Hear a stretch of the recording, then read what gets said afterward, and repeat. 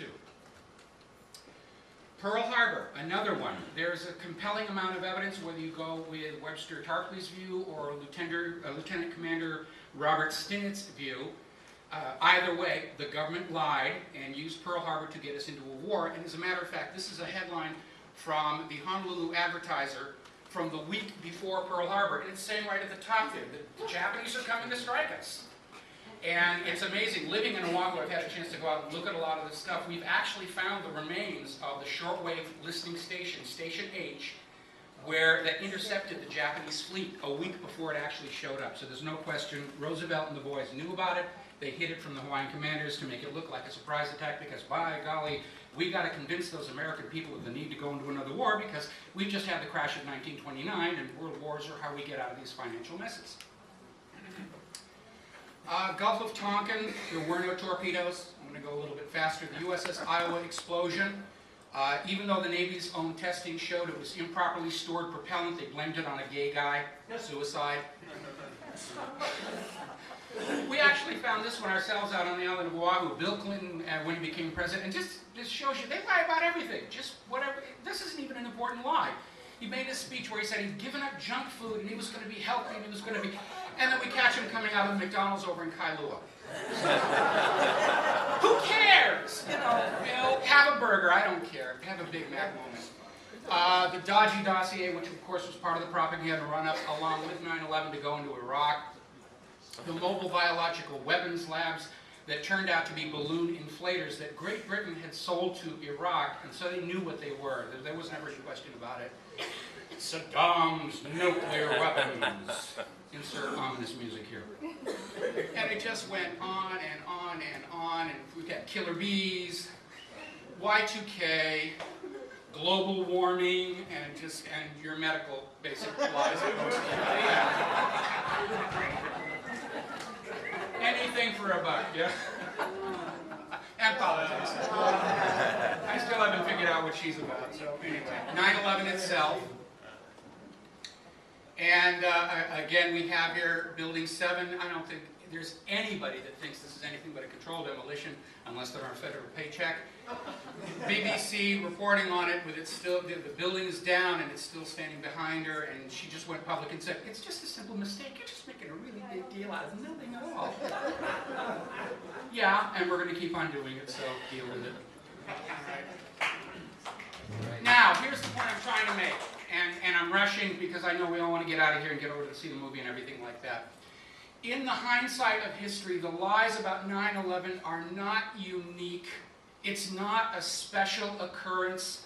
It's business as usual. And when you go out there to talk to people about 9/11 and the fraud and the hoax, and they say, our government wouldn't do that. You say, yeah, our government has done it. Every government does it. That's how they control you. That's how they get your money. That's how they get to send out young people to die in these wars created with these lies. And I imagine for the rulers it's very frustrating because it always worked before. And now all of a sudden, because those pesky bloggers and the alternative media, we just can't do it anymore. Well, maybe not. Every once in a while, Hitler and Mussolini, every once in a while they do screw up bad enough for things to fall apart. But you here in this audience, all of us today, we're the modern Gutenbergs, because all of history is a contest between those rulers who would lie to us and breakthroughs in technology which make the lies no longer tenable. Gutenberg did it with movable type. We're doing it with the internet and computers. And we are changing fundamentally the manner in which information flows through our society. And we're changing the world. I don't think our generation will even be able to appreciate just how dramatically we are changing the world with every single post that we do, every single blog and interview. The dream of America was a government and the people working together in concert and mutual respect. It should be obvious that when the government lies to you, they don't respect you. They don't value you as a human being. They don't regard you as a fellow human being. You're an asset. You're the herd, the mass. You are to be managed, not dealt with honorably.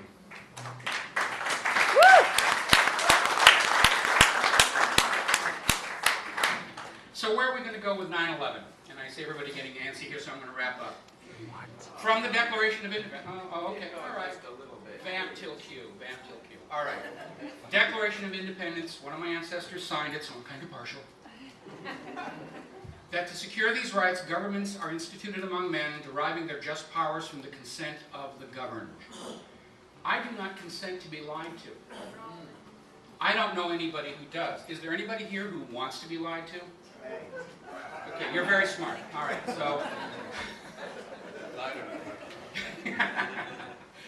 But the situation here is that when the government lies to the people, it destroys its own legitimacy. I won't live under a government that lies to us.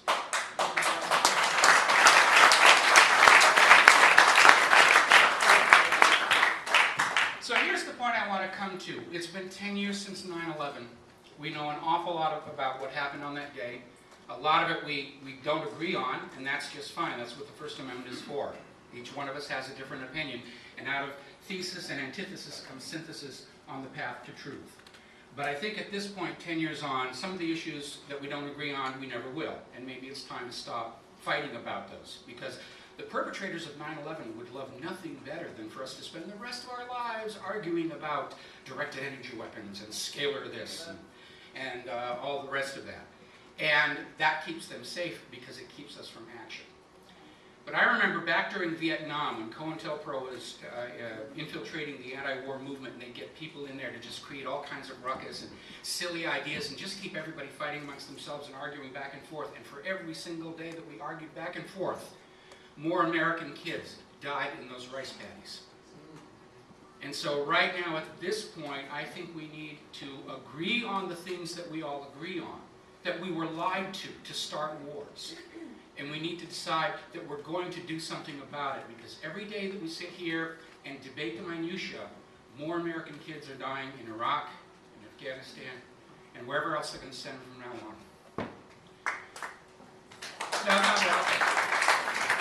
Basically that's it. This is a call for you to go out and talk to people and say, we don't have all the answers, but we do have the most important answer. We were lied to. What are you going to do about it? Are you going to live under a government that lies to you? I don't want to. I don't think you should. I'm going to have a truthful government, or I'll have no government at all. Thank you.